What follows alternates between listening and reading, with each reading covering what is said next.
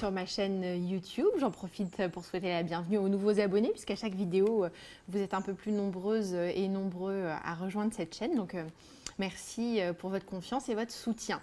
Alors justement, suite à ma dernière vidéo sur le déménagement avec un bébé, certaines d'entre vous ont émis le souhait d'avoir une vidéo sur l'apprentissage de la propreté d'un enfant et je trouve que c'est une très très bonne idée. Donc voici cette vidéo sur l'apprentissage de la propreté. La première chose que je vous dirais là-dessus, c'est que c'est long et laborieux. Il ne faut pas être pressé. Dadine avait posté un commentaire disant que au bout de 2 jours, il ne s'était rien passé, que l'enfant n'avait jamais fait pipi sur le pot, et avait posté plus tard un autre commentaire disant qu'au bout de 4 jours, il était propre. C'est un exploit. Jamais de la vie, j'ai entendu une histoire pareille disant qu'un enfant avait été propre au bout de 4 jours. Donc Dadine, je ne sais pas ce que tu as fait, mais donne-nous ta recette, parce que dans la vraie vie des autres vrais gens, ça n'arrive pas. Donc dans cette vidéo aujourd'hui, on va essayer de découvrir ensemble comment se lancer dans l'apprentissage de la propreté, avec quel matériel, quel discours avoir et puis quelles sont les différentes étapes dans cet apprentissage. Donc pour commencer, je vais vous faire part de mon expérience puisque c'est à peu près tout ce que je connais. Dans notre cas, notre fille a été donc à la crèche en collectivité et les tatis ont commencé à la mettre très tôt sur le pot, peut-être à un peu plus d'1 an. Donc quand j'ai appris ça, ça m'a complètement stressée parce que j'avais lu tellement de trucs sur le fait qu'il ne fallait pas forcer les enfants, que la propreté c'était une acquisition très lente, qu'il fallait accepter que ce soit progressif, que ce soit à la demande de l'enfant, enfin tout ce genre de trucs. Et quand j'ai su qu'elle l'avait mis sur le pot si tôt, j'ai eu hyper peur, d'autant plus que j'ai une copine à l'époque qui m'avait raconté l'histoire de sa fille qui avait fait un gros traumatisme par rapport à la propreté, qui voulait plus du tout aller aux toilettes, qui s'est fait une occlusion intestinale, qui a dû être opérée et tout. J'étais en panique. Donc du coup, ça a été un peu le branle-bas de combat à la maison. Comme je ne voulais pas que les tatis de la crèche soient les seuls à gérer ça, je voulais que ce soit fait en douceur aussi à la maison. Donc, on s'est donné tous les moyens. Ma belle-mère, ayant senti fortement mon stress, a investi dans un truc hyper important. La poupée qui va sur le pot. Voilà, donc vous avez cette petite poupée, quand on lui donne à boire, elle fait pipi, hop, elle fait pipi sur le pot. Ce personnage-là a été d'une utilité rare, parce que bien évidemment, à partir du moment où la poupée allait sur le pot, Alma voulait bien aller sur le pot, et on allait sur le pot avec la poupée. Mon amie Clarisse, qui utilisait un pot, qui n'utilisait pas un pot, m'en a donné un. Voilà, un pot de première utilité qui peut se détacher, machin. Extraordinaire, très important dans ma vie d'avoir ça. Et nous avons également fait appel à notre ami de toujours, Choupi Forever. Choupi va sur le pot. Voilà, donc nous avons investi dans ce petit ouvrage de première nécessité pour essayer un petit peu de s'en sortir tant bien que mal.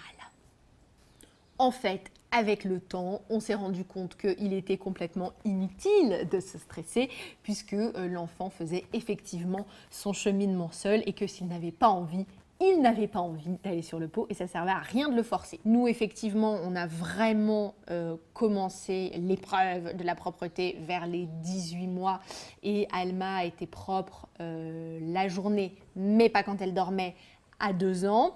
Ensuite, ça a été un petit peu progressif. Depuis quelques mois, on ne met plus de couches pendant la sieste, mais elle en met encore la nuit.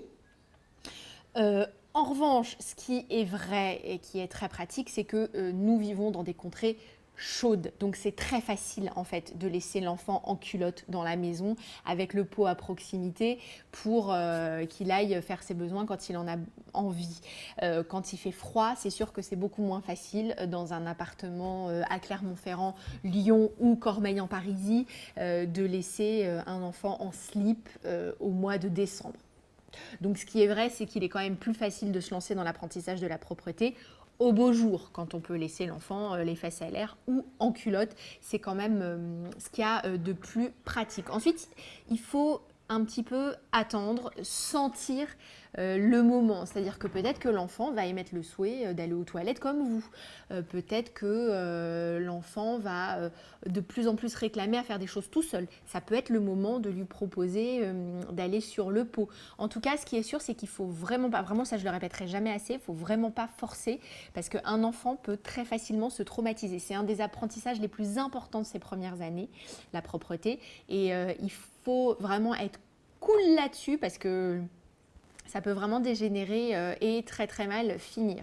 Je vous l'ai dit tout à l'heure, faut pas se presser, faut prendre le temps. Hein. Ça peut mettre plusieurs mois et surtout, ce qui est étonnant, c'est que ça se débloque d'un coup. C'est-à-dire que vous allez avoir un pipi une fois de temps en temps sur le pot et puis après ça va s'arrêter, vous allez avoir que des accidents et puis d'un coup, paf, l'enfant est propre. Magie du système.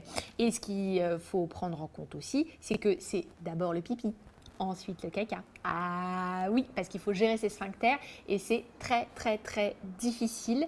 Une fois adulte, ça paraît tout à fait normal de se retenir, de machin, mais pour les enfants très jeunes, c'est vraiment difficile. C'est pour ça qu'il faut attendre un certain âge en fait, puisque physiologiquement, ces fonctions-là ne sont pas réelles avant un certain âge. Donc avant 18 mois, c'est hyper dur, mais en général, on dit qu'un enfant apprend à être propre entre 2 et 3 ans. C'est pour ça qu'on les fait entrer à l'école quand ils sont propres à 3 ans. Voilà, un peu la base. Ensuite, ce qui compte aussi, c'est qu'une fois que l'enfant commence à aller sur le pot, commence à faire ses besoins dessus, etc., c'est super, mais il ne faut pas le gronder quand il n'y arrive pas. Ça, c'est hyper important. Quand il y arrive, on le félicite. Ah, c'est super, bravo, tu as fait pipi sur le pot, tu es grand, c'est bien, on est fiers de toi et tout. Mais si l'enfant n'y arrive pas, il ne faut surtout pas le gronder. Il ne faut pas lui dire que c'est un bébé. Il ne faut pas lui dire que c'est pas bien. Il ne faut pas lui dire qu'il va être puni. Jamais, jamais, jamais. Vous lui dites, ah bah c'est dommage, tu aurais pu aller faire sur le pot, viens, je te montre. Ok, bah, c'est pas très grave, la prochaine fois tu y arriveras. Voilà, il ne faut surtout pas le gronder, ça sert strictement à rien. Et puis vous allez voir, les choses vont se faire très progressivement. L'enfant va être propre la journée à la maison.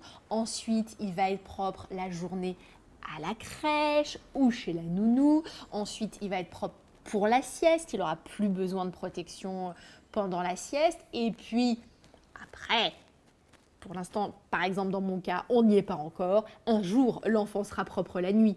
Mais ça, c'est tout pareil. C'est vraiment, ça dépend de l'enfant. Par exemple, il y a une copine d'Alma, sa maman me racontait. Un jour, elle lui a dit « Ah non, non, je veux pas de couche cette nuit ». Ok, donc évidemment panique maximale, à l'aise, serviette, renfort, sopalin, serpillière.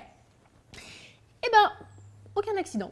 Et à partir de là, la petite fille était propre la nuit, fini les couches. Le bonheur quand même, moi j'en rêve un peu la nuit, j'attends ça avec impatience, mais ça viendra. Donc voilà, step by step, étape par étape, le pipi, ensuite le caca, pas de stress, on gronde pas, on félicite, on est dans la joie d'uriner et de déféquer par soi-même.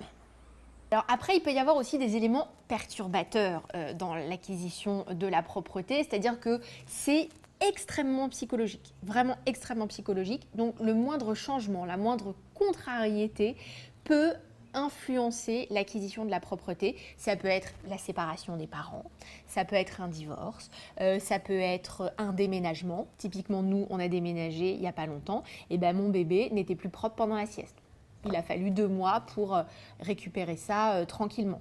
Mais voilà, on a eu une petite régression de ce côté-là. Ça peut être l'entrée à l'école, ça peut être un changement de nounou, ça peut être un autre bébé. Oui, on peut redevenir comme notre bébé pour qu'on s'intéresse à nous. On est capable de le faire. Donc voilà, il y a toutes ces petites choses-là qui peuvent entrer en compte et perturber un enfant dans cette acquisition. Pour ce qui est du matériel, je vous ai déjà montré donc l'essentiel, le pot. Je crois que j'ai raté ma carrière dans le téléachat. Alors nous, c'est un pot qu'on nous a donné. Donc c'est quand même assez super, mais c'est un modèle donc en 2 morceaux, vous voyez, avec une petite poignée extrêmement pratique. Vous avez également la cuvette au milieu qui se soulève, ce qui permet voilà, de jeter les déchets directement dans les toilettes sans avoir à tout trimballer. Ce qui est bien aussi, parce que nous par exemple, Alma, maintenant elle jette son pipi toute seule. Elle est très contente, elle arrive à le faire, elle adore ça, donc elle le fait toute seule. Après, une fois que l'enfant est à l'aise sur le pot, il va peut-être avoir envie d'aller sur les toilettes. Sauf que c'est grand, ils ne tiennent pas bien dessus, etc. C'est compliqué. Donc là, vous pouvez investir dans un réducteur. Moi, j'avais tout acheté, hein, parce qu'un coup, elle voulait aller sur le pot, un coup, elle voulait aller sur les toilettes. Voilà, alors celui-là je l'ai adoré parce que, alors déjà je l'ai trouvé en supermarché, il m'a pas coûté très très cher. Le pot je vous l'ai pas dit, hein, mais vous pouvez en trouver à 5 € max, enfin je veux dire ça existe, pas forcément avec la cuvette qui se sépare, ça peut être d'un seul morceau, mais voilà. C'est pas forcément des trucs très chers. Ça, je crois que je l'ai acheté entre 10 et 15 € de la marque Tigex. Je l'ai acheté en supermarché. Ce que j'ai trouvé bien, c'est qu'il était plutôt serré, avec un petit repose-cuisse. Il y a un petit dossier aussi pour s'appuyer. Et puis, il y a des poignées, parce que les enfants, voilà, quand ils sont assis, ils aiment bien se tenir. Donc, voilà, ce réducteur-là était pas mal. Et puis, dans les premiers temps, un des outils indispensable dont vous aurez besoin, c'est un seau avec une serpillière. Très important, prenez-en un de qualité qui ne se renverse pas, hein, avec un truc pour essorer la serpillière. Non, vraiment, ça c'est assez essentiel et vous en aurez beaucoup besoin. C'est tout pour moi. Je crois que je vous ai fait part de tout ce que j'ai appris, de tout ce que j'ai observé. Donc voilà, munissez-vous vraiment de patience, comme souvent hein, quand on a des gosses, c'est un peu, voilà, on apprend à être patient. Mais voilà, ça peut être long, ça dépend vraiment des enfants. Il n'y en a pas deux pareils à ce sujet-là, vraiment. Restez cool. Tranquille, on ne gronde pas et surtout dites-vous que pour l'enfant c'est un moment d'apprentissage essentiel qui fait qu'il devient grand. Donc jouez là-dessus. Tu deviens grand, tu n'es plus un bébé, tu vas avoir tes toilettes pour toi. On y va à fond sur la psychologie positive. À fond, à fond, à fond. Sur ce, bon courage et à vos serpis.